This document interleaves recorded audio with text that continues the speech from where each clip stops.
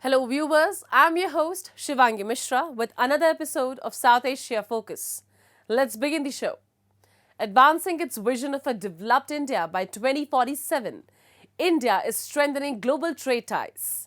At the second India-EU Trade and Technology Council meeting in New Delhi, both sides reaffirmed their commitment to digital cooperation, clean energy, resilient supply chains, and investment security. Key pledges include collaboration on AI, semiconductors, and green technologies to drive future growth. European Commission President Ursula von der Leyen arrived in New Delhi to strengthen EU-India ties, enhance trade, technology, and climate cooperation, and advance the India-Middle East-Europe Economic Corridor for global connectivity. She met Indian Prime Minister Narendra Modi, and both leaders agreed to push for the conclusion of a free trade pact this year. Von der Leyen's visit, accompanied by EU leaders, comes amid rising geopolitical tensions, with Brussels and New Delhi set to outline key areas for closer cooperation as part of their strategic partnership. She emphasized that challenging times present opportunities for stronger EU-India collaboration.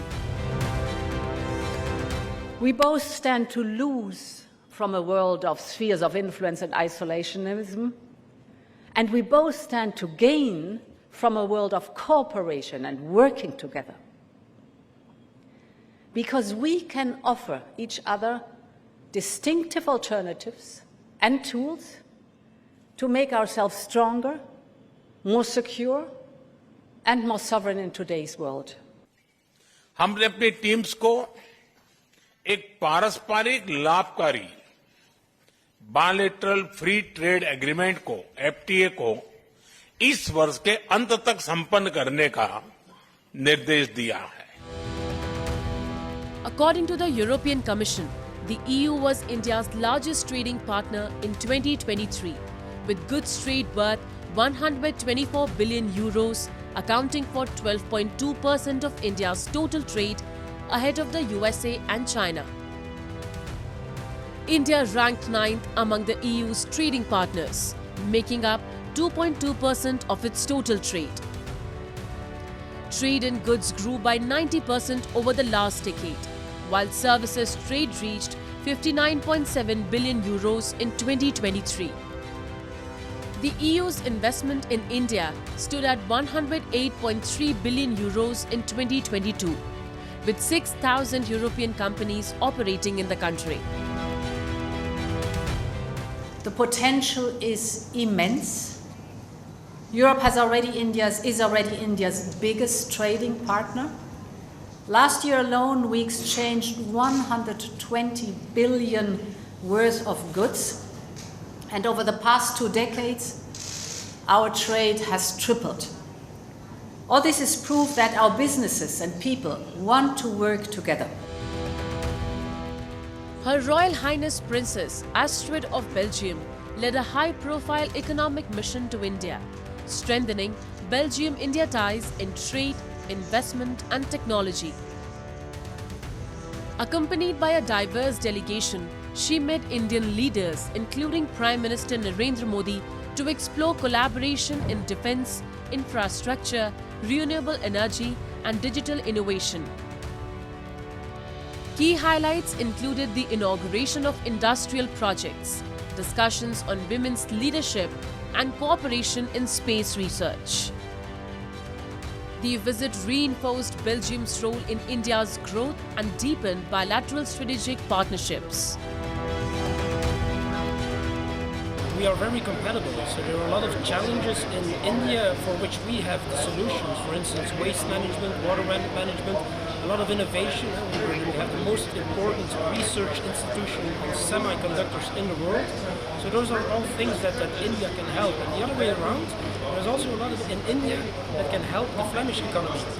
For instance, you have a lot of workforce, a lot of people who are very high skilled, very strong in digitalization, and some other things. Also students that come to Flanders. So there's a lot of things there where the one has the challenges and the other one has the solutions. So we have to exchange those. We talked about collaboration. I think we need to work together even more. I will put a military attaché at the embassy of Belgium as soon as possible, and we are going to make a cooperation agreement also between Belgium and India and your beautiful country. So it was a really good meeting. We will have more MOUs, more collaboration, and we will do more Make in India as well. And we have to work together because India is a beautiful country and is very good on technology. The back-to-back high-level visits of European leaders underscore India's growing global influence and commitment to strengthening trade, technology and strategic partnerships. As India deepens its ties with the EU and Belgium, these collaborations pave the way for mutual economic growth, innovation and security.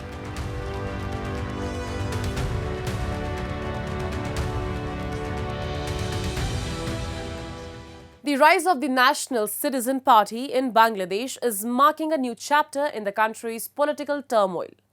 With its platform driven by young leaders, the NCP signals a generational shift. However, its ties to Islamist ideologies and promises of sweeping reforms have raised concerns about the future direction of the country. While some view the NCP as a potential force for a change, its rise could deepen the nation's political divisions and challenge the secular democratic principles that have long defined Bangladesh. Take a look. The emergence of new political parties like the National Citizen Party in Bangladesh is undoubtedly adding complexity to an already tense and fragmented political landscape. The NCP's platform, largely driven by young members under 40, signals a generational shift in Bangladesh politics.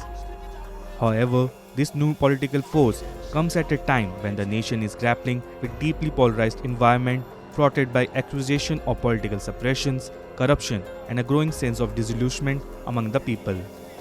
A particularly significant aspect of the NCP's rise is its alleged ties to Islamist ideologies. With a majority Muslim population, Bangladesh's future could potentially be shaped by more conservative or even Islamist influence if parties like the NCP gain traction. This could create a shift in national policy, potentially altering everything from social norms to international relations. The party's ideology and generational shift of its leadership may challenge the secular democratic structure that has long been a defining characteristic of Bangladesh.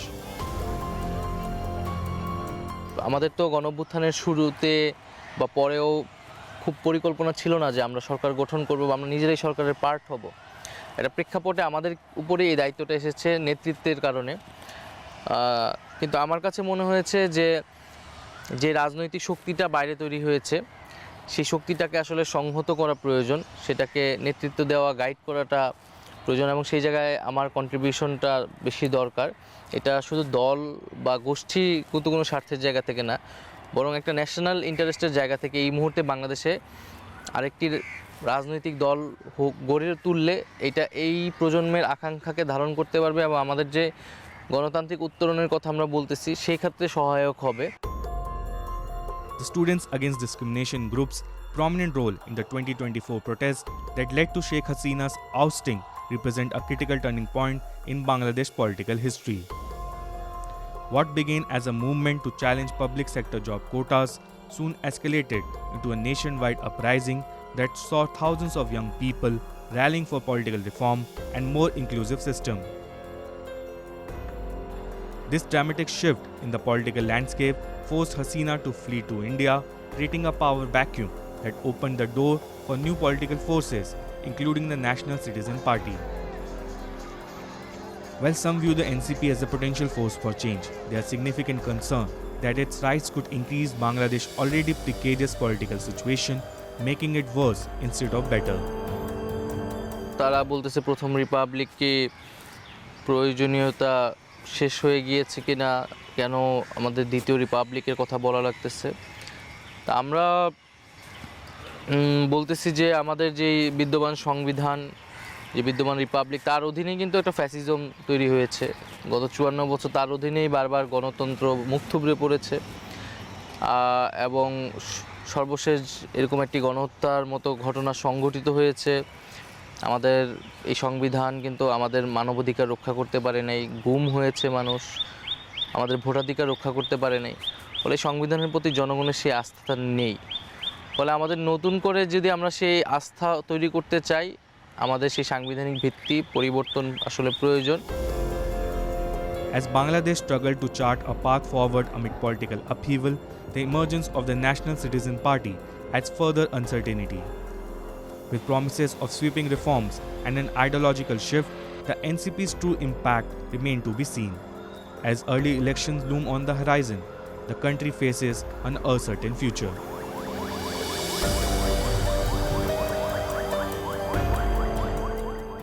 Time now for Asia This Week, the stories from across the continent. Pakistanis and an Afghan national living in Islamabad called a new potential US travel ban unfortunate, saying it could affect young Pakistanis who invested money to study in US universities. A new travel ban by President Donald Trump could bar people from Afghanistan and Pakistan from entering the US based on a government review of countries' security and vetting risk.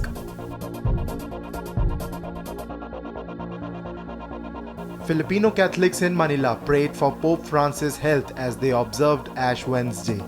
The Pope was admitted to Rome's Gemelli Hospital on February 14 after experiencing difficulty breathing for several days and being diagnosed with double pneumonia.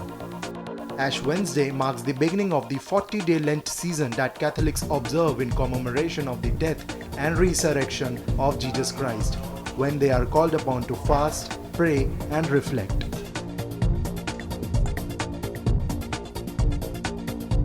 South Korea and Singapore participated in amphibious drills with Thailand and the United States on Monday as part of the annual Cobra Gold military exercise. The drills, staged on a beach in eastern Thailand, started with an airstrike followed by an amphibious landing and rehearsed clashes between defending and attacking forces striving to capture the opposing side's beachhead. Pakistan's suppression of dissent has come under fresh scrutiny following a violent crackdown on students in Sindh. Recently, security forces launched a brutal assault on Sindh University students in Jamshoro, using batons and tear gas to disperse those protesting the construction of water channels that would redirect Indus River water to irrigate vast tracts of land in Punjab. A report.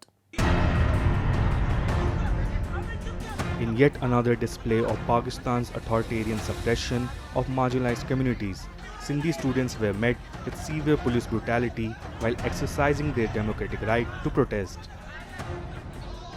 The students, affiliated with Jai Sindh Student Federation and Jai Sindh Qaumi Mahas factions, were peacefully demonstrating against the forced construction of canals designed to divert Sindh's lifeline, the Indus River, to Punjab.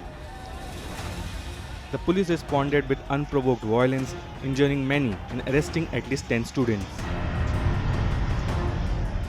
असांजी police ॿ दफ़ा रस्ता रोकी कई आहे, बल्कि ही शागिर्दनि जो हिकिड़ो पुरअमन धरणो आहे जेको हिननि एक्स्ट्रा जेके केनाल्स हया आहिनि उन्हनि जे ख़िलाफ़ आहे।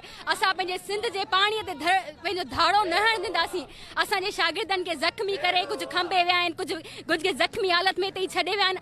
इहा किथां जो इंसाफ़ आहे? असां हिकिड़ो पुरअमन शागिर्द आहियूं, असां मेहराण ऐं सिंध यूनिवर्सिटी जा शागिर्द आहियूं, जेको सिंपल असांजो मुतालबो इहो आहे त असांजो पाणीअ ते धाड़ो न हयो वञे।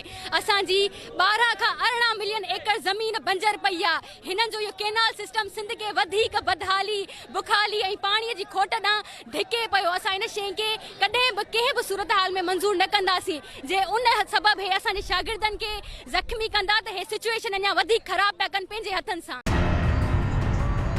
According to reports, security forces used indiscriminate baton charges, tear gas, and even live rounds to disperse the students, exposing Pakistan's blatant disregard for human rights and democratic freedoms. The Jai Sindh Freedom Movement condemned the state's violent repression, calling it an attempt to crush Sindhi identity and resistance. आज मैं इंतहाई दुख और गम और गुस्से के साथ ये कहना चाहता हूँ कि सिंध यूनिवर्सिटी के मासूम तलबा पर जो रियासती जबर, शेलिंग, लाठीचार्ज, गोलियां चलाने और वेश्याना तशद्दुद के वाक़यात सामने आए हैं, हम इनकी सख्त तरीन अल्फाज में मजम्मत करते हैं। ये तलबा कोई गैर कानूनी मुतालबा नहीं कर रहे थे। ये सिंध की बका, सिंध के पानी, सिंध के मुस्तकबिल के लिए खड़े हुए थे। सिंध के दरिया पर जबरन कैनाल बनाने के खिलाफ पुरअमन एहतजाज करना इनका आईनी और कानूनी और जमहूरी हक था, लेकिन रियासती इदारों ने एक बार फिर जुल्म और जबर का हथियार इस्तेमाल करते हुए इनकी आवाज़ को दबाने की नाकाम कोशिश की। The construction of canals on the Indus River has been a long-standing issue, with Sindhi nationalist organization accusing the Pakistani state of depriving Sindh of its rightful share of water. The diversion of Indus water has led to worsening droughts, agriculture collapse, and forced displacement in Sindh, while Punjab continues to benefit at the expense of the province's ecological and economical survival. Activists argue that the Pakistan policy towards Sindh are part of a broader colonial-style exploitation where the province's land, rivers and natural resources are systematically plundered while its people are subjected to state violence and political marginalization. The JSFM and other nationalist groups have now called on international human rights organizations, including the United Nations, Amnesty International and the Human Rights Watch, to take immediate action against Pakistan's atrocities in Sindh. They demand the immediate release of arrested students and an end to police violence. हम आलमी इदारों से appeal करते हैं, United nation, amnesty international, human rights watch और दीगर आलमी इंसानी हुकूक की तंजीमों से मुतालबा करता हूँ कि वो पाकिस्तानी रियासत के इन जालिमाना कार्रवाइयों का नोटिस ले और इंसानी हुकूक के संगीन खिलाफ वर्जियों में मुलविस पाकिस्तानी सती इदारों के खिलाफ कार्रवाई करें। जीएसएन फ्रीडम मूवमेंट ये वाज़े करती है कि सिंध के तलबा की जदोजहद हमारी कौमी तहरीक का एक मजबूत और अहम हिस्सा है।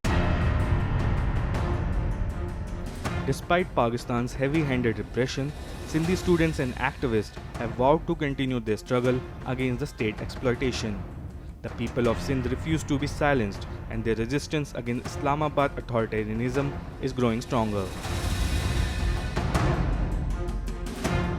Let's now move to Nepal's Lumbini, the birthplace of Lord Buddha, where hundreds of newly ordained monks from around the world gathered for a sacred ordination ceremony, followed by the chanting of the revered Tripitaka scriptures at the Mayadevi temple. This profound act of devotion not only honors Buddha's teachings, but also strengthens the global commitment to the Buddhist principles of peace, wisdom and harmony, uniting diverse cultures in a shared spiritual journey. On March 5th, the sacred birthplace of Lord Buddha, Lumbini, became a vibrant gathering place for hundreds of newly ordained monks, each representing a tapestry of cultures from across the globe: Thailand, Indonesia, Sri Lanka and beyond. With hearts full of devotion, they came together for a sacred ordination ceremony, marking a powerful moment of spiritual rebirth. Once ordained, the monks joined in unison to chant the Tripitaka, the timeless collection of Buddha's teachings, at the serene Mayadevi temple. Their collective prayer echoed through the air, a testament to the shared faith, unity and reverence for Lord Buddha's enduring wisdom. Lumbini यो एरियामा भएको हामी पनि यही एरियाको नजिकको भएको हुनाले यहाँ चाहिँ चर्मणै भएर चाहिँ यहाँ चाहिँ भगवान बुद्धको देशनाहरू देनहरूलाई चाहिँ हामीले अभिवृद्धि गर्नको लागि र गाउँ नगरमा देश विदेशमा चाहिँ यसको चाहिँ प्रभाव पार्नको लागि भनेर हामीहरूले The chanting of the Tripitaka in Lumbini holds profound significance. Devotees from around the world see it as a spiritual commitment to uphold the core values of Buddhism: peace, wisdom and harmony. The recitation of the Tripitaka, the precious Tripitaka, is a holy and sacred act, a direct connection to the Buddha's teachings that have guided countless beings for more than 2,500 years. In the tranquil surroundings of Lumbini, the energy of these monks and devotees creates an unforgettable atmosphere of reverence, reminding the world of the enduring power of Buddha's message. The harmony among the monks, the devotees, and the ancient landscape of Lumbini serves as a vivid affirmation that the values of wisdom, peace, and harmony remain as relevant today as they were more than 2,500 years ago. Lumbini stands as a testament to the power of spiritual unity. And with that, we come to the end of this week's episode. See you next week. Goodbye and take care.